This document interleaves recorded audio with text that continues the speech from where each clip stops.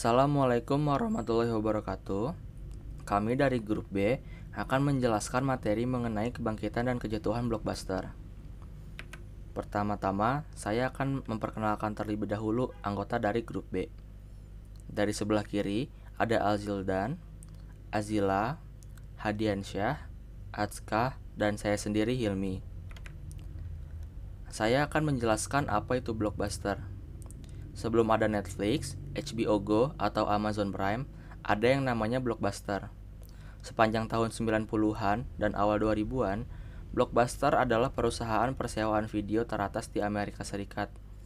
Tetapi itu tidak bertahan selamanya. Ketika ada layanan lain yang lebih dinamis muncul dan pelanggan mengeluh tentang biaya keterlambatan, Blockbuster akhirnya bangkrut. Saat ini hanya ada satu toko yang tersisa di Bend, Oregon. Inilah yang terjadi selama 30 tahun sejarah Blockbuster dalam bisnis persewaan film. David Cook membuka Blockbuster pertama pada tahun 1985. Setelah bekerja di perusahaan software komputer, Cook memutuskan untuk membuka toko persewaan videonya sendiri di Dallas, Texas. Perusahaannya berbeda dari toko persewaan lainnya karena menawarkan kepada pelanggan pilihan 8.000 kaset VHS dengan bantuan proses checkout yang modern dan juga terkomputerisasi. Sementara toko persewaan lain yang lebih kecil hanya dapat menawarkan beberapa ratus film saja. 1 tahun kemudian, Cook memperluas Blockbuster dengan membuka 3 toko lagi. Pada saat itu, toko persewaan seperti Blockbuster adalah satu-satunya cara orang dapat menonton film yang telah tayang di bioskop sebelumnya tanpa harus membeli kaset VHS sendiri. Pada tahun 1987, terdapat 3 investor besar yang membawa Blockbuster ke tingkat berikutnya. Mereka menginvestasikan 18,5 juta dolar di Blockbuster menurut Quartz. Dan pada akhir tahun itu juga, Cook meninggalkan perusahaan karena kantor pusat pindah ke Fort Lauderdale, Florida.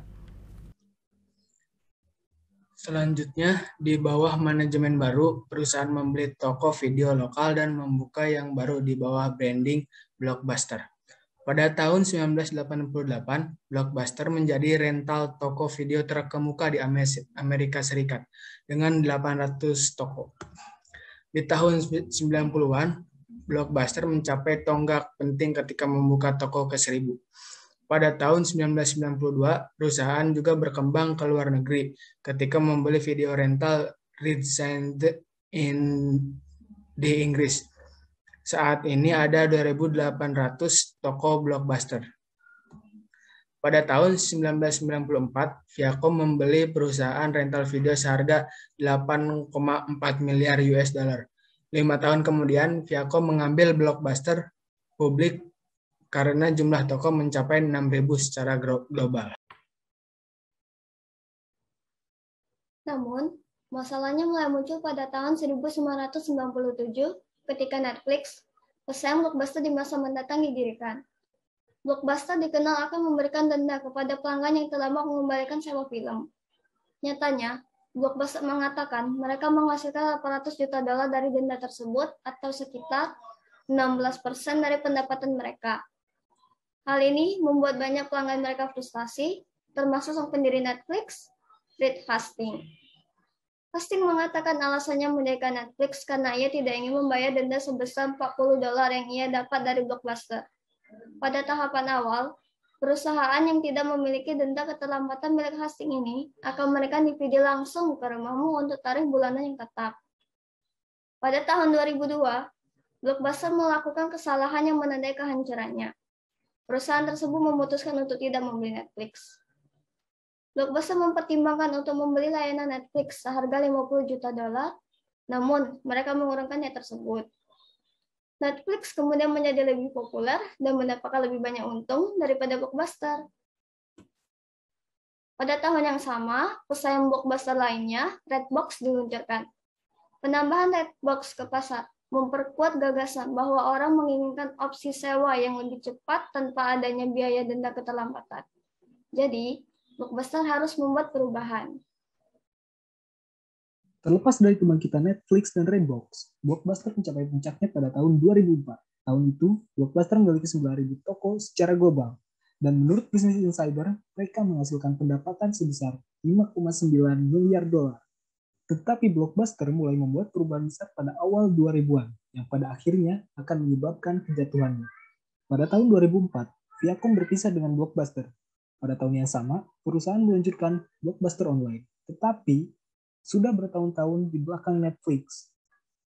Pada saat yang sama, Blockbuster memutuskan untuk mengakhiri biaya keterlambatan. Diperkirakan bahwa perusahaan akan mengeluarkan biaya 200 juta dolar untuk berhenti mengumpulkan biaya keterlambatan, dan 200 juta dolar lagi untuk memulai usaha baru tadi, Blockbuster Online. Menurut artikel Harvard Business Review oleh mantan CEO John Antioch. Pada tahun-tahun berikutnya, nilai pasar Blockbuster menyusut, mengisyaratkan masa depannya yang suram. Dari tahun 2003 hingga 2005, perusahaan kehilangan 75% dari nilai pasarnya, berdasarkan laporan dari Forbes. Selanjutnya, pada tahun 2010, perusahaan rental mengajukan bangkrut setelah kepopuleran network terus melonjak. Pada upaya melunasi utang 1 miliar dolar Amerika, Blockbuster mengajukan bangkrut dan perusahaan pun sudah tidak terdaftar dalam NYSE. Pada tahun yang sama, Disney Network membeli perusahaan Blockbuster dari kebangkrutan seharga 320 juta dolar dengan harapan 600 toko tersebut masih bisa bertahan.